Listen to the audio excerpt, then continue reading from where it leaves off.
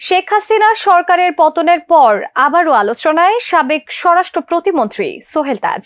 নেতৃত্বশূন্য আওয়ামী লীগের হাল ধরবেন তিনি, এমন গুঞ্জনও উঠে বিভিন্ন মহলে। তবে স্বেচ্ছায় নিজের পদ থেকে সরে যাওয়া সোহেল তাজ কি আদৌ রাজনীতিতে ফিরবেন? যদি ফিরেন তাহলে কি কারণে 2009 সালে স্বরাষ্ট্র প্রতিমন্ত্রী পদ থেকে ইস্তফা দিয়েছিলেন তিনি? সম্প্রতি এই বিষয়ে মুখ খুলেছেন সোহেল তাজ। সাবেক প্রধানমন্ত্রী শেখ হাসিনা সম্পর্কেও দিয়েছেন বেশ কিছু চাঞ্চল্যকর তথ্য। আর জানাচ্ছেন সহকর্মী শাহাদাত রিফাত।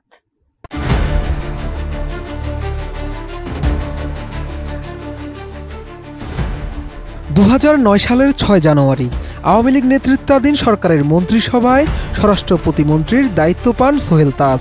কিন্তু দায়িত্ব নেয়ার মাত্র 5 মাসের মাথায় ব্যক্তিগত কারণ দেখিয়ে মন্ত্রিসভা থেকে পদত্যাগ করেছিলেন তিনি। পরে 2012 সালের 23 এপ্রিল সংসদ সদস্য পদ থেকেও পদত্যাগ করেন স্বাধীন বাংলাদেশের প্রথম প্রধানমন্ত্রী তাজউদ্দিন আহমেদের এই সুযোগ্য সন্তান। তবে প্রক্রিয়াগত ভিত্তিতে এটি তখন গ্রহণ করা হয়নি। একই বছরের 7 জুলাই তিনি আবারও পদত্যাগপত্র জমা দেন। তখন তার পদত্যাগপত্র গ্রহণ করা হয়। তবে দীর্ঘদিন রাজনীতিতে না থাকলেও তার প্রতিবাদী কণ্ঠস্বরের কারণে তিনি সবসময় আলোচনায় ছিলেন। দল ও দলের বাইরে তার রয়েছে অসংখ্য ভক্ত, যাদের অনেকের কাছে তার রাজনৈতিক জীবন নিয়ে নানা কৌতূহল রয়েছে। তারা জানতে চান কেন তিনি সরে গিয়েছিলেন। সম্প্রতি সোহেল তাজ তার নিজের পদত্যাগের কারণ ও প্রধানমন্ত্রী শেখ হাসিনার সঙ্গে সম্পর্ক নিয়ে খোলামেলা আলাপ করেছেন। জানান, যেদিন তিনি স্বরাষ্ট্র প্রতিমন্ত্রীর দায়িত্ব নিয়েছিলেন সেদিন তার চোখে পানি চলে এসেছিল। তিনি জানতেন এটা বড় একটি দায়িত্ব। তিনি বাংলাদেশকে পরিবর্তন করতে চেয়েছিলেন, কিন্তু সেই সময়ে তার বিরুদ্ধে অনেক ষড়যন্ত্র হয়েছে।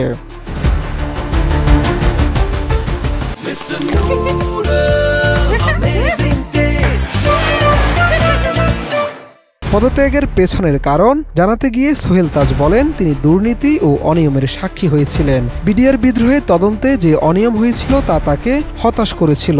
পুলিশ কর্মকর্তাদের নির্দেশ ছিল তারা যেন তার কথা না শুনে।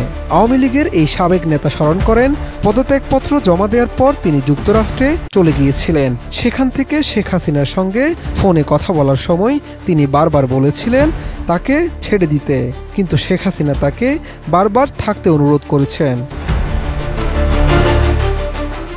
এমন ফোন আলাপের এক পর্যায়ে শেখ হাসিনা গান গাওয়ার চেষ্টা করেছিলেন, আমি তোমাকে ছাড়বো না, আমি কাউকে ছাড়ি না। সোহেল তাজ বলেন, এটি শুনে তিনি অবাক হয়ে গিয়েছিলেন। প্রধানমন্ত্রীর এমন কথা কি বোঝাচ্ছিল? এটা কি হুমকি ছিল নাকি স্নেহের প্রকাশ? পদত্যাগের পর তাকে নাজেহাল হতে হয়েছিল বলেও অভিযোগ করেন সোহেল তাজ। তিনি বলেন, তার বিরুদ্ধে নানা অপপ্রচার চলছিল। দেশে ফিরে দেখলেন গোয়েন্দারা তাকে অনুসরণ করছে। পুরো পরিস্থিতি ছিল আতঙ্কের। এর আগে 2001 সালের নির্বাচনে গাজীপুর 4 কাপাসিয়া আসন থেকে জাতীয় সংসদ সদস্য নির্বাচিত হন সোহেল তাজ। তখন তিনি যুব ও ক্রীড়া মন্ত্রণালয়ের দায়িত্বে ছিলেন। পরে 2008 সালেও একই আসন থেকে সংসদ সদস্য নির্বাচিত হন আওয়ামী লীগের সাবেক নেতা। শাহাদাত রিফাত, এটিএন নিউজ, ঢাকা।